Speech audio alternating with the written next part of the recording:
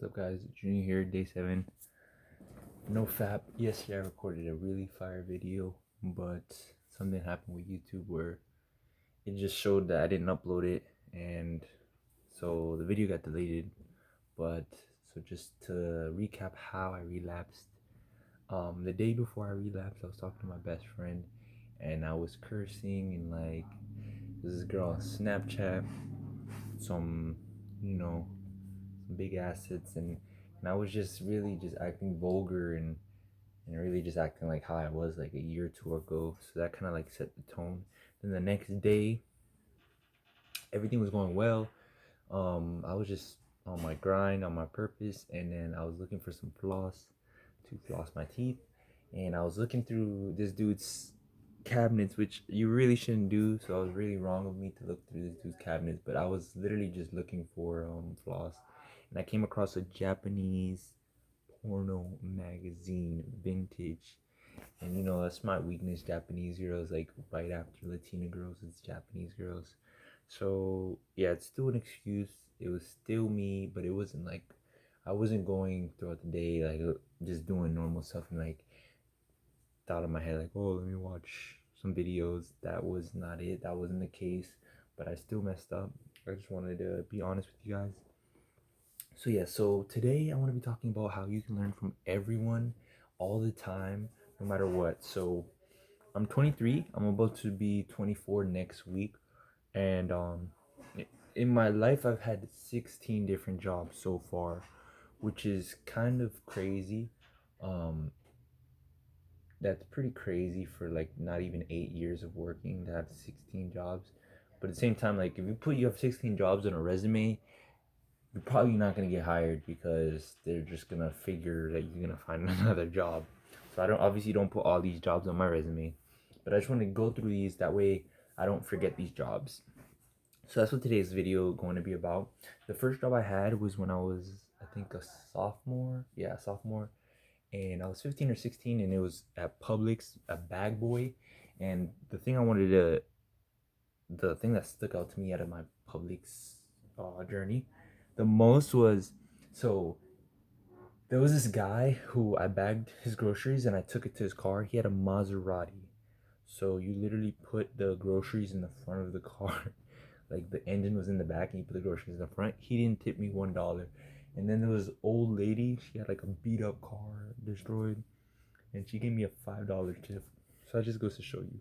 After that, I worked for my mom. My mom had a Herbalife nutritional club, so that job I didn't really get paid, but I would go walk around the park, and if I saw someone fat, I would just be like, lose weight now, ask me how.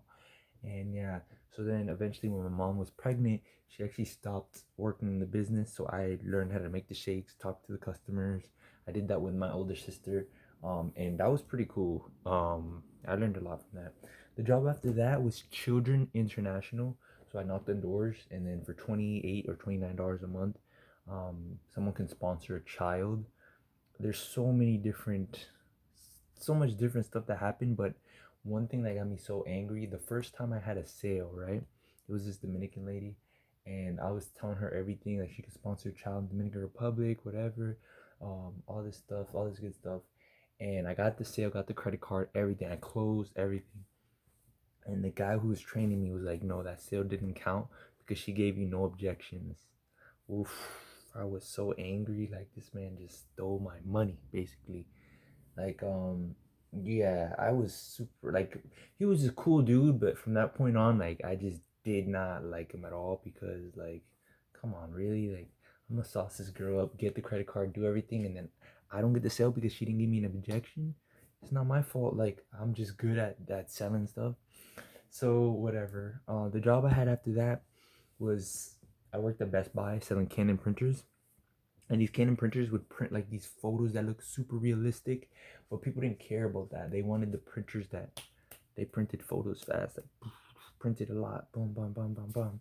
So they didn't really care about like the quality as just like you know fasting. But while I worked at Best Buy selling Canon printers, I actually sold more PS4s, and I also found out that I know Like I don't know obviously Portuguese, but I can understand Portuguese. There's so many Brazilians that came, and I know Spanish, so I kind of understood.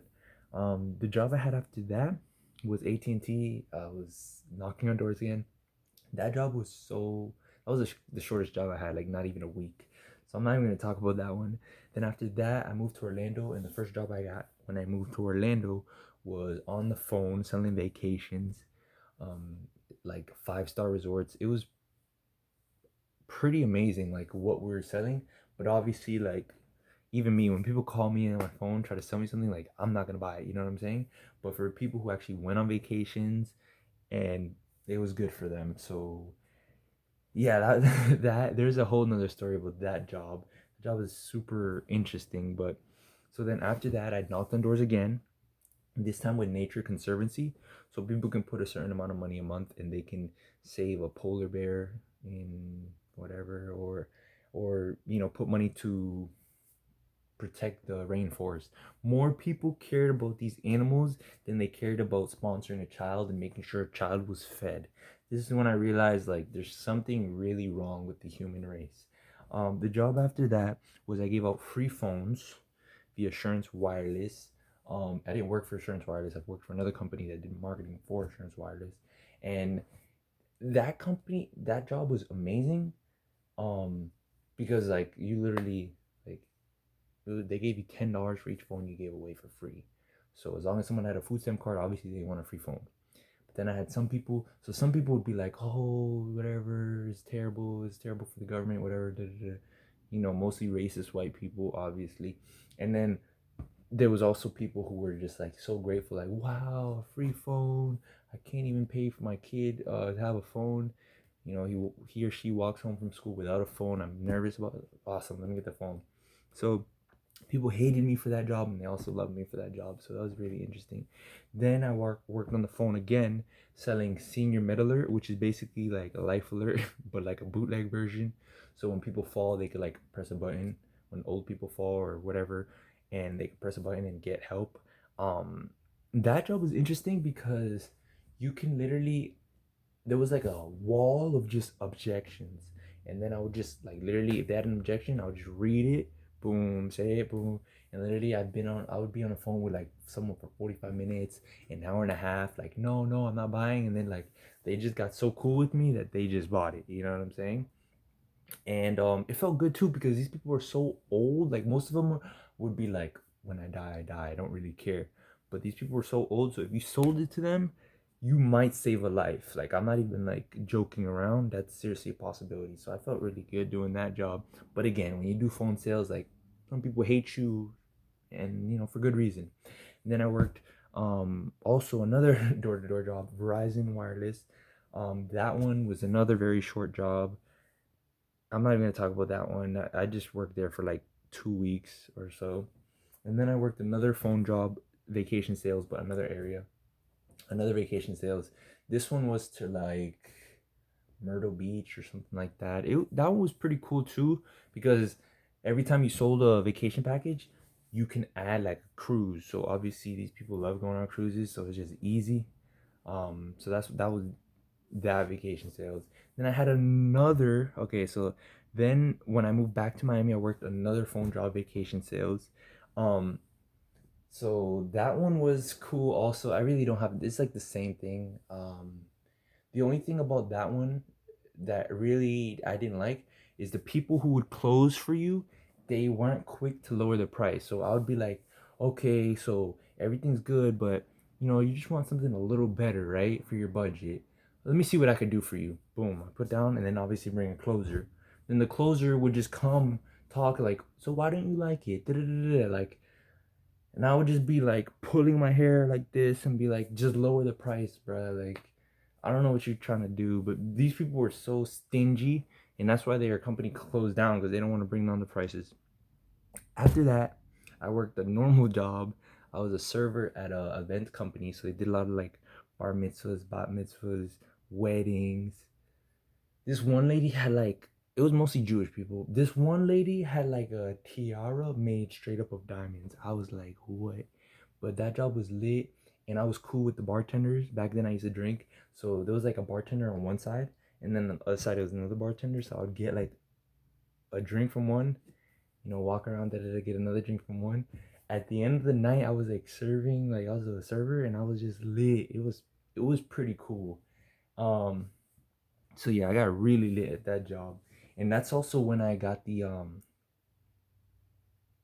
I used to smoke marijuana, and I had the marijuana pen, so I just go to the bathroom and smoke at the pen. That was pretty cool. Then after that, I got this job at America's Sunshine, which is like a warehouse that they sell like clothes, shoes, pillows.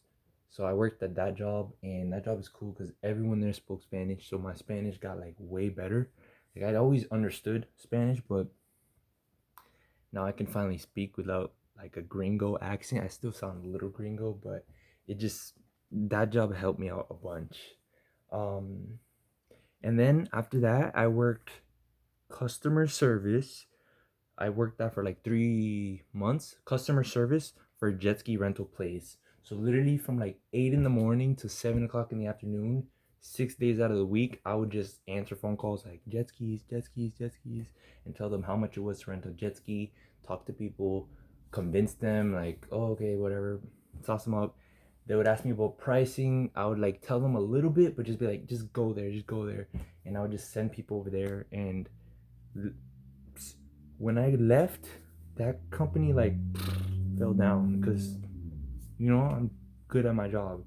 And then after that, I worked for a furniture design company. So at first, I got the job. I was moving furniture into hotels. So I wasn't like, I feel like I went to the gym, but I'm not strong enough to be moving furniture like that. So there was only one dude who was weaker than me. He was just super lazy, like weak. But then there was people who were like super swole. So I would like try my hardest just so the piece of furniture didn't break. But then after a while, they're like, okay, like maybe moving furniture isn't his suit, but he could talk to people. So I did marketing for them, and I would just call people and be like, call designers and call interior designers and like procurement companies, and just be like, you know, make custom furniture or whatever, sauce them up. I definitely got them like at least 2 or 3 clients worth thousands and thousands of dollars. And so yeah, and then I went back to American Sunshine. So I quit American Sunshine to work as a at the jet ski company answering phone calls. But then I went back. So that's where I'm currently at right now. I'm currently furloughed because of the coronavirus, but when this passes over, I have a job there.